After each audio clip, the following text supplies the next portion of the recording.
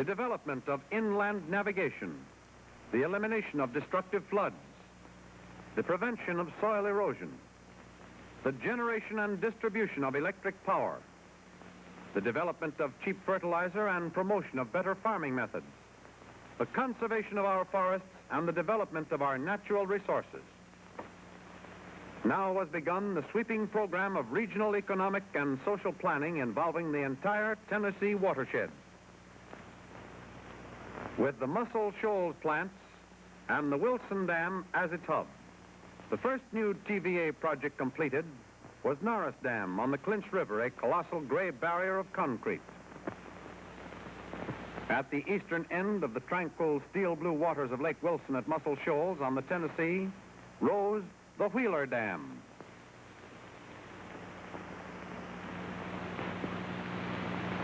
At the dedication ceremony, Speaker Bankhead of the House of Representatives said, "I state without fear of being repudiated in the future that this area will be, within the next few decades, the greatest beehive of industrial and social development anywhere in the nation."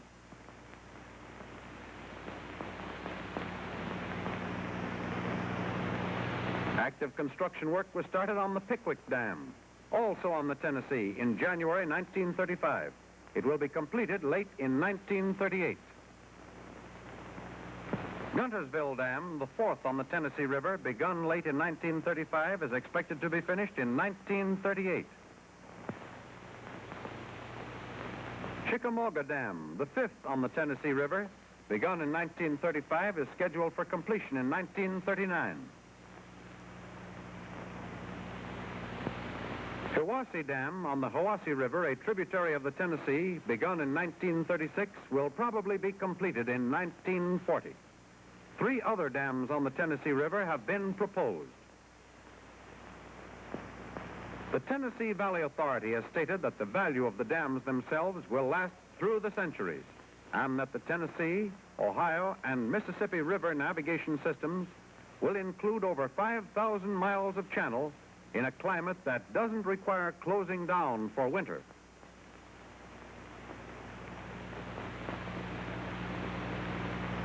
This system, the authority continues, in the long run may be more important than the Great Lakes, just as Buffalo, Cleveland, Toledo, Detroit, Chicago, Milwaukee, and Duluth have grown up at lake ports. So may we expect the continued growth of cities on this great waterway. The Tennessee Valley Authority has reorganized the great number 2 nitrate plant at Muscle Shoals to manufacture high-grade fertilizer at low consumer cost.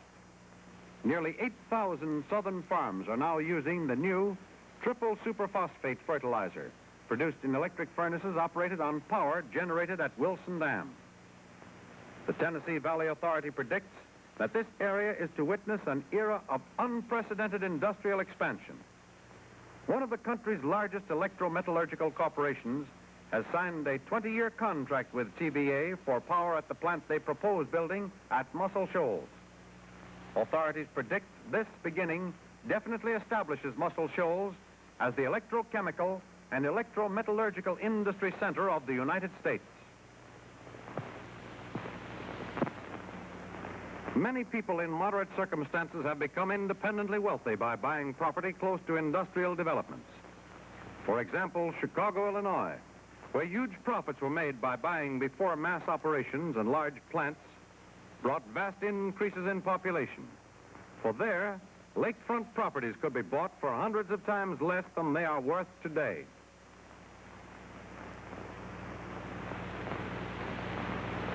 And here in New York, old John Jacob Astor, by purchasing land before big developments took place, laid the foundation of the great Astor fortune. Gary, Indiana, Cleveland, Ohio, Pittsburgh, Pennsylvania, and dozens of other industrial centers in the United States, not to forget the most outstanding of all, Detroit, Michigan. It was there that Henry Ford built his plants from this small shack into worldwide enterprises employing hundreds of thousands, sending real estate values skyrocketing far above their original purchase price. The same Henry Ford who said at Muscle Shoals that he'd give work to millions of men a man for every horsepower. He said that before the government had completed the Wilson Dam. He said that before the government decided on its $500 million Tennessee Valley program. That all began at Muscle Shoals. Muscle Shoals, the key center of the whole marvelous enterprise. Muscle Shoals, ideal for textile mills and the manufacture of cotton goods. Ideal for the production of iron and steel. Ideal for smelters and foundries. Cement, concrete, and asphalt mills. Aluminum factories, airplane plants, and many other enterprises giving profitable employment to armies of workers and thousands of tradesmen and professionals to serve them. Muscle Shoals, ideal from a transportation standpoint. 5,000 miles of accessible waterways and a proposed canal connecting Muscle Shoals with the port of Mobile by way of the Tombigbee River. Muscle Shoals were highways from Florida to Seattle, from Maine to California, meet. Muscle Shoals, the junction point of 3 railway lines. Muscle Shoals, now an airline junction with a new airport rapidly taking shape, built by the Government Works Progress Administration. Muscle Shoals with the highly popular electric, all-modern, superbly built homes designed to use every electrical convenience man has devised. And throughout the district, with its ideal year-round climate, besides the charming homes, everything else necessary in a prosperous American community is found. Fine modern schools, equipped for the needs of increasing population, including the State Normal School, where hundreds of young men and women are trained for teaching. Attractive churches of 10 denominations provide for worship in the Protestant, Catholic, and Jewish faiths, with additional ones being constructed from time to time as the need arises.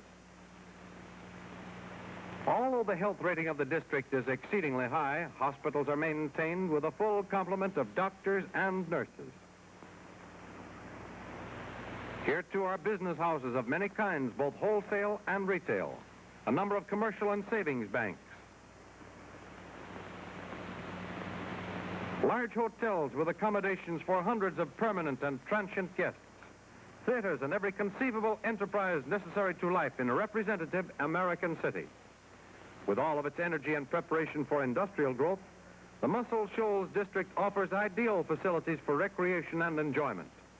Lovely parks and playgrounds for present and future residents. Lake Wilson Band exemplifying the spirit of musical interest. Naturally, baseball is a highly popular sport throughout the district. And football rivalry between high school teams is just as intense as in the major colleges.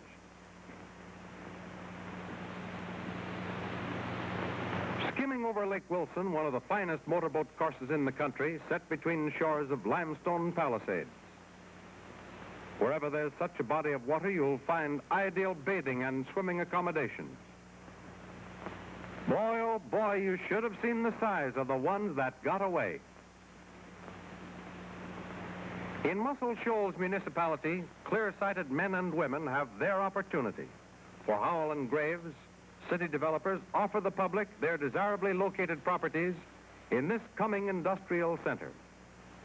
The City Hall is on Howell and Graves' property. The junior high school is on Howell and Graves' property. Also the Muscle Shoals Post Office. All subdivisions, with the exception of 5 and 6, front on the main arteries of travel and are situated between Nitrate Plant Number 2 and Wilson Dam on the north, and the factory sites along the railroad on the south. Remember, Muscle Shoals has every requisite of an industrial center. Abundant power, excellent transportation facilities, for here rail and water meet.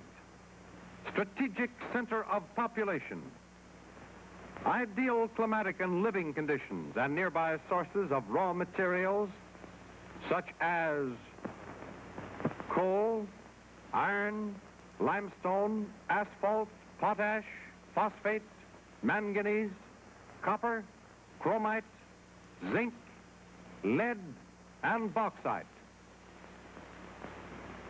If Horace Greeley were living today, he would not say, "Go west, young man," but "Go south, young man," and young woman, too, Go south where new fields of unparalleled opportunity await you.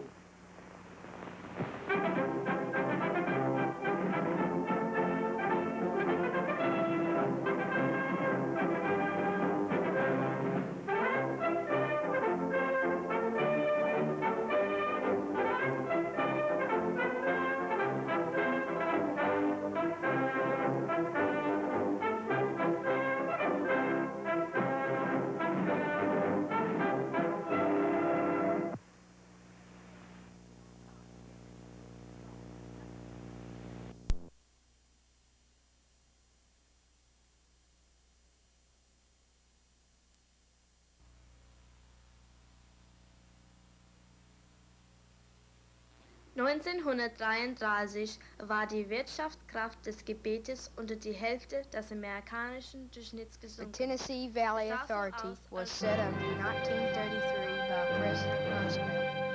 They had a lot of 田纳 problems. 西河所发的电力可遍及到全流域，电力已达到这地区的许多农家。 La energía del río se extiende por toda la tierra del valle. Ha llegado a casi 1 de cada 5 de las granjas de la región. At any time of the day, in many parts of the world, students of all ages are studying an extraordinary experiment.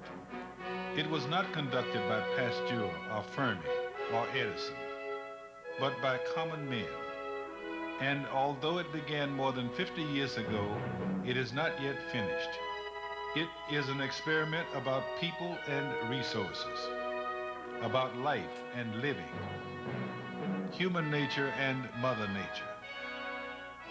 If you are visiting us to study what we have done, we welcome you. If you are here to teach us what you have learned, we welcome you. No matter what country or province or region you're from, no matter who you are or what background you bring, we welcome you. Because you share a belief with us common to all mankind that transcends nationality or creed. To make the earth better than we found it, developed and conserved for those generations yet unborn.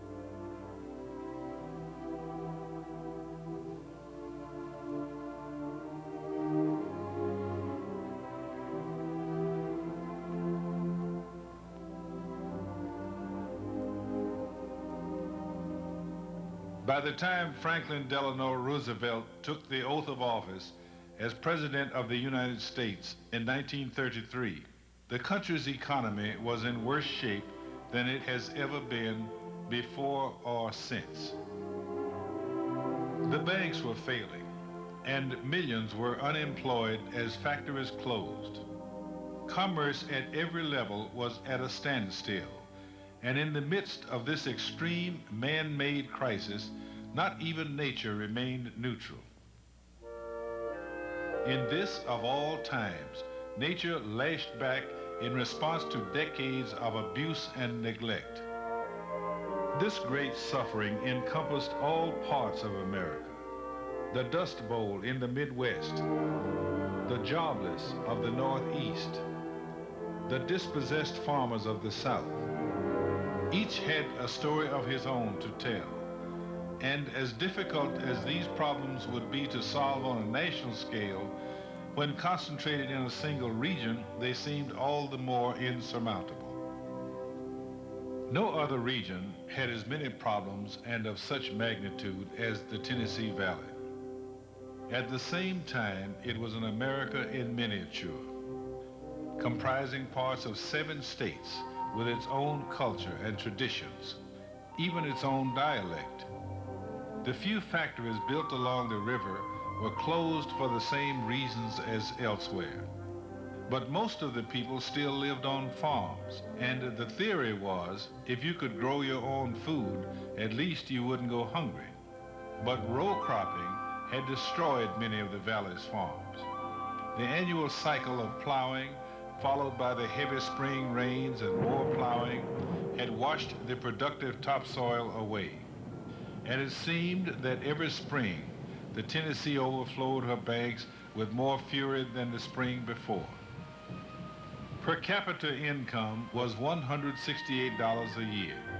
Only 3 farms in 100 had electricity. Fertilizers were weak and expensive, and their use was poorly understood. Navigation on the Tennessee River was impossible most of the time.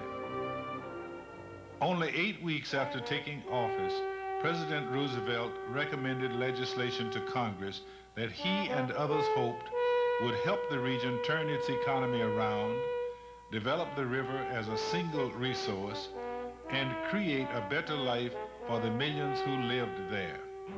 It was to be an experiment. No other resource development project in the history of man had ever been attempted on a scale such as this. Emboldened by the immediacy of the crisis at hand, Congress created an experimental agency clothed with the power of government, but possessed of the flexibility and initiative of a private enterprise. On May 18, 1933, President Franklin Roosevelt signed into law a bill creating the Tennessee Valley Authority.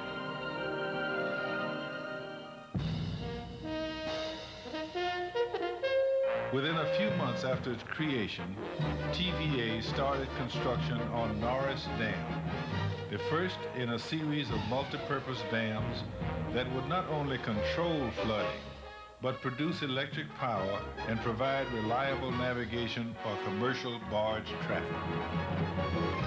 Of course, it would take years, but by 1945, a stairway of lakes and locks had been created to provide year-round navigation along the entire 650 miles of the Tennessee River, from Knoxville, Tennessee to Paducah, Kentucky.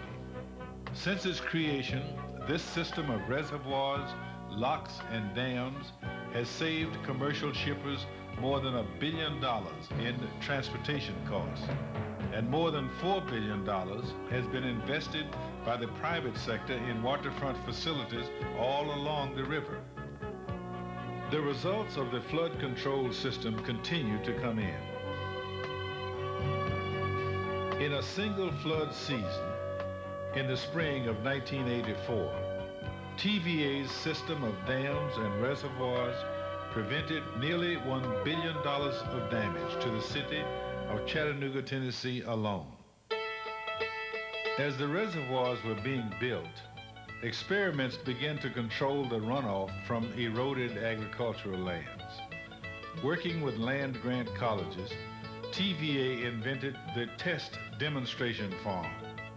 Across the valley, farmers were invited to participate in agricultural experiments on their own land, to learn how to contour plow, to terrace, and to grow cover crops that would hold down the soil. Many farmers were suspicious of the new methods at first, but a few of the more adventuresome were persuaded to try them on a demonstration basis. In return for free TVA fertilizers, the farmers agreed to adopt intensive 5-year management programs and invite their neighbors to observe their progress. During TVA's first decade, skeptics were converted as the wounds of erosion began to heal, and production on more than 15,000 demonstration farms multiplied threefold. The transformation of life on valley farms was made even more dramatic by the wonder of the age: electricity. To distribute and